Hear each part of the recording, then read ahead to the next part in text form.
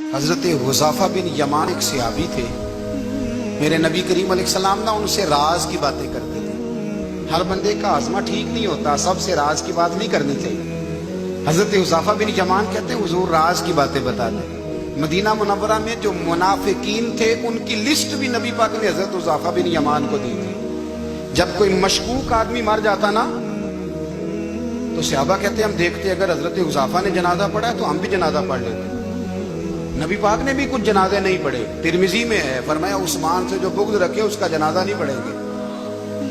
حضرت حذیفہ بن یمان اگر جنازہ پڑھتے تو لوگ پڑھتے، وہ نہ پڑھتے تو لوگ جنازہ نہ پڑھتے۔ حضرت حذیفہ بن یمان کہتے ہیں جناب عمر فاروق کی خلافت کے آخری ایام تھے، کچھ دنوں کے بعد وہ شہید ہو گئے۔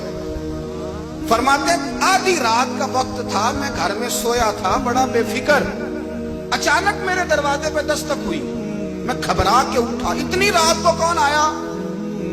کہتے ہیں قربان جاؤں، دروازے پہ گیا تو امیر المومنین فاروق اعظم دروازے پہ۔ میں نے کہا عمر کوئی حکم تھا تو مجھے بلا لیتے۔ کہنے لگے میں نا امیر بن کے نہیں آیا، تیرا ویر بن کے آیا ہوں۔ امیر المومنین کی حیثیت سے سرکاری کام سے بلاتا تو وہاں بلاتا، مجھے ایک ذاتی کام پڑ گیا۔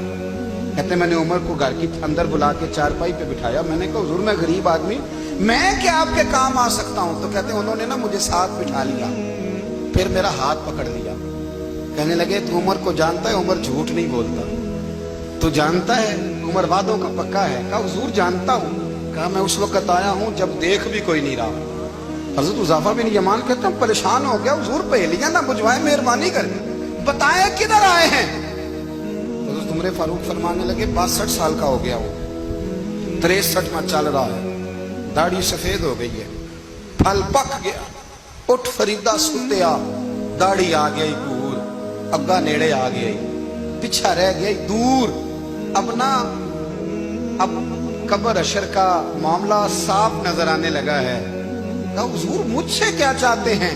حضرت عمر رو پڑے، کہنے لگے آج میں عشاء کے بعد نکلا ہوں تو نبی پاک کے صحابہ مجھے نیک کہہ رہے تھے، پھر میں نے بچوں کی ماں سے اور بچوں سے بھی پوچھا ہے، وہ بھی مجھ سے راضی ہیں، پر حذیفہ تیرے ساتھ نبی پاک راز کی باتیں کرتے تھے، سچ بتا کہیں عمر کا نام منافقوں میں شامل تو نہیں؟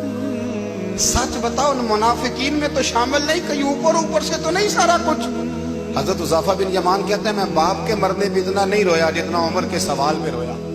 میں قدموں میں بیٹھ گیا، میں نے کہا نہیں عمر یہ تو میں نے نہیں سنا، لیکن یہ میں نے نبی پاک سے ضرور سنا ہے کہ میرے بعد اگر کوئی نبی ہوتا تو عمر ابن خطاب ہوتا۔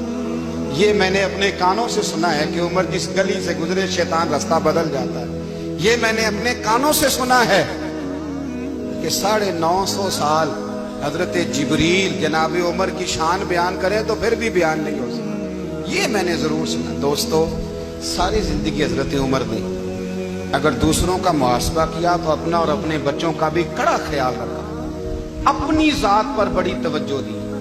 جو لوگ اپنا بھول جاتے ہیں نا، ہمیں اپنی صحت کا بڑا خیال ہے لیکن اپنی روحانی زندگی کا کوئی خیال نہیں ہے، قلبی زندگی کا کوئی تصور نہیں ہے۔ آپ یقین کریں موٹا آدمی کمزور ہونے کے لیے جدوجہد کر رہا ہے، کمزور طاقتور ہونے کے لیے، لیکن جس کو کتنے دن بیت گئے اللہ رسول کی یاد میں رویا ہی نہیں، کتنے دن بیت گئے نہ سننے کو دل ہی نہیں چاہا، جسے مہینوں بیت گئے اور قرآن پاک کی طرف نظر ہی نہیں گئی، وہ فکر مند ہی نہیں۔ زندگی زندہ دلی کا نام ہے، مردہ دل کیا خاک جیا کرتے ہیں؟ بھائی حضرت عمر کی زندگی دور حاضر میں ہمیں یہ سبق دیتی ہے کہ کڑی نگرانی رکھو اپنے پودوں کی، کڑا خیال رکھو اپنے ذاتی باغ کا، اور یہ جو تمہارے دل کی دنیا ہے یہ تمہاری روح کی زندگی ہے، اس کا محاسبہ کرتے رہو۔ نبی کریم علیہ السلام نے فرمایا اپنا حساب خود کر لو قبل اس کے کہ تمہارا حساب کیا جائے۔